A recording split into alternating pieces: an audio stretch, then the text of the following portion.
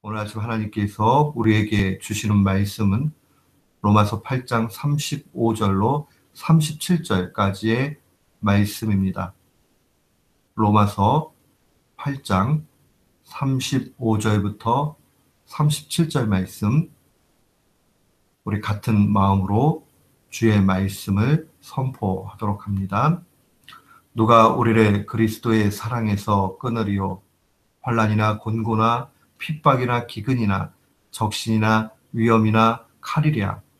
기록된 바 우리가 종일 주를 위하여 죽임을 당케 되며 도살할 양같이 여김을 받았나이다 함과 같으니라. 그러나 이 모든 일에 우리를 사랑하시는 이로 말미암아 우리가 넉넉히 이기느니라. 아멘.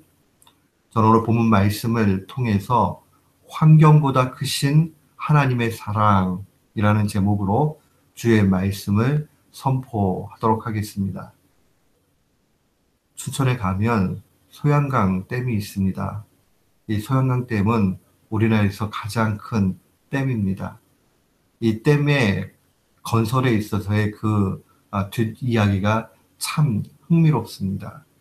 원래 이 네 번째로 세계에서 가장 큰 이 소양강 댐이 건축되었을 때는 처음에 그 건설 방식이 중력 방식이었습니다. 콘크리트 중력 방식이었는데 이것은 그냥 시멘트를 잘 이렇게 쌓아가지고 막으면서 하는 일반적인 그러한 방식이었습니다. 그런데 이게 비용도 많이 들고 또 우리나라로서는 당시의 경제가 감당할 수 없는 그러한 상황이었습니다. 그때에 돌아가신 정주영 현대 그 회장이 사력식 공법을 자기 머리로 생각을 해가지고 이야기를 합니다. 이 사력식 공법이라는 것은 모래사자를 쓰는 거죠. 그러니까 모래와 자갈을 위에다가 그냥 버가지고 물줄기를 그냥 막아버리는 겁니다. 참 무식한 방법같이 그렇게 보였습니다. 그래서 일본 공룡에서도 그거 바라보면서 아니 저렇게 모르니까 저런 얘기한다 하고 그 방식을 비판을 했습니다. 실제로 이 소양강 댐에 가보면 엄청나게 크다는 것을 느낄 뿐만 아니라 물줄기가 내려올 때 보면 얼마나 무서운지 모릅니다. 이 만수위에 차면 거의 200m 정도가 되고 그 저수량이 29억 톤이나 된다고 합니다. 그러니까 그게 만약에 중간에 허물어지는 상황들이 된다면 그 피해는 이루 말할 수 없지요. 그런데 정말 이 모래와 자갈을 위에서 그냥 쌓아가지고 내려 붓기 시작해가지고 아주 오랜 시간 그 방식을 사용해가지고 댐이 건설되었지만 지금껏 안전합니다. 아무리 물의 양이 많고 거대해도 모래와 자갈 힘이 크니까 문제가 될 게 없습니다. 이와 같이 우리의 인생의 문제도 유사합니다. 우리가 환경 바라보면 즐거운 일보다는 고난과 고통의 상황들이 훨씬 많습니다. 그런데 그 고난과 고통보다 하나님의 사랑이 훨씬 크다는 겁니다. 오늘 본문의 말씀은 우리에게 분명히 알려줍니다. 아무리 환경적 어려움이 와도 이길 힘이 있으면 위협이 되지 못한다는 겁니다. 우리가 살고 있는 상황들을 보면 오늘 본문에 나와 있는 환난, 곤고, 핍박, 기근, 적신, 위험, 칼 이것과 참 유사한 일들이 우리 주위를 둘러쌉니다. 어떤 이들은 건강의 문제가, 어떤 이들은 경제적인 빈곤이, 또 직장 생활하다 보면 스트레스도 받고 사회적인 침체의 상황들이 내 삶에도 직간접적으로 영향을 줍니다. 때때로는 믿지 않는 가정에 있는 분들은 신앙적 박해를 받기도 하고 또 위험과 전쟁의 위협 가운데도 분명히 있게 됩니다. 그런데 오늘 이러한 문제들에 대해서 걱정하지 말라고 주의 말씀은 분명히 우리를 위로합니다. 우리가 위기 당할 때에 오늘 본문 가운데 큰 위로를 얻어야 될 것은 바로 하나님의 사랑이 그보다 크다는 겁니다. 사랑하는 성도 여러분, 우리가 이런 위기 가운데 있을 때에 두 가지 내용을 꼭 묵상해야 됩니다.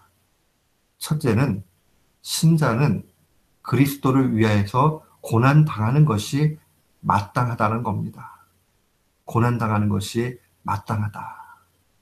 오늘 본문의 36절을 보십시오. 우리가 종일 주를 위하여 죽임을 당케 되며 도살을 할 양과 같이 여김을 받았다.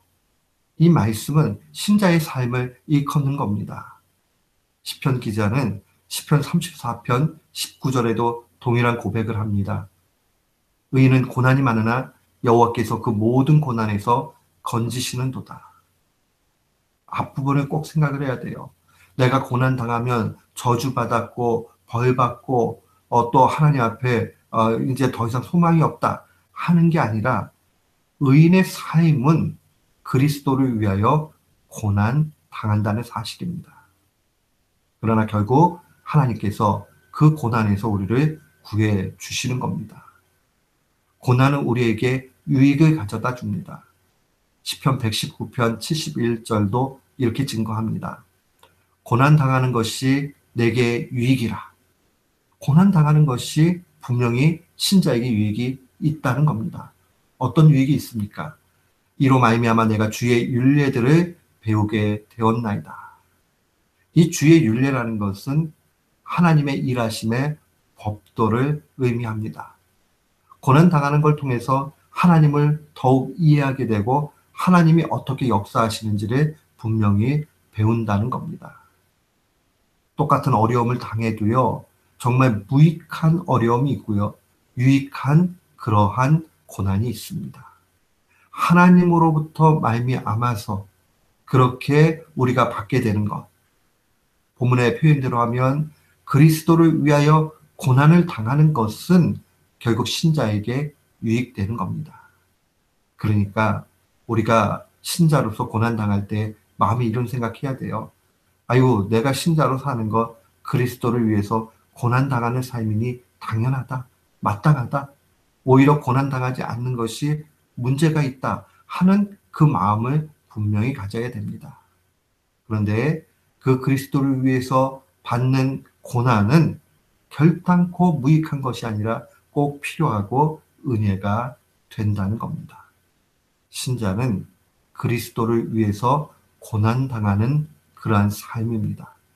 이것을 두려워하지 않을 이유는 두 번째 묵상할 내용 때문에 그렇습니다. 고난보다 크시다 하는 것을 묵상해야 됩니다. 오늘 본문의 37절 말씀에 보면 이 모든 일에 우리를 사랑하시는 이로 말미암아 우리가 넉넉히 이긴다라고 증거합니다. 이 모든 일이 무엇입니까? 곧 앞에 나와 있는 신자가 고난당하는 일입니다. 그리스도를 위해서 고난당하는 일에 우리를 사랑하시는 이 말미암아서 넉넉하게 이긴다는 겁니다. 이 넉넉히 이긴다는 말이 얼마나 큰 은혜가 되는지 모릅니다. 이 말을 원문대로 그대로 보면 초과 달성한다 그런 의미를 가지고 있습니다. 우리가 이길 수 있는 것보다 더 뛰어넘게 이길 수 있다는 겁니다. 또한 이 말은 그 기록된 문법으로 보면 현재형으로 되어 있어요. 이 헬라어에서 현재어로 기록되어져 있는 것은 때때로는 계속적인 진리를 선포할 때 사용하는 그러한 의미입니다. 그러니까 하나님께서 우리를 고난에서 건지시고 환경보다 크시다 하는 이 말씀이 어느 시점에 한 번 내지는 앞으로 있을 그런 일이 아니라 계속적으로 꾸준히 당연히 하나님은 우리를 사랑하시기 때문에 승리를 넉넉하게 주신다는 그런 말씀이에요. 그러니 우리가 이 싸움 스스로 싸워서 이겨야 되고 내 능력과 실력 가지고 그렇게 이겨야 된다면 우리는 늘 넘어질 수밖에 없을 겁니다. 그러나 우리를 사랑하시는 이 예수 그리스도로 말미암아 결국은 우리가 넉넉히 이기게 되는 겁니다. 우리는 넉넉히 이긴다 하는 이 말씀 가운데 예수 그리스도의 십자가의 승리하심을 분명히 봐야 됩니다. 골로새서 2장 15절이 증거예요.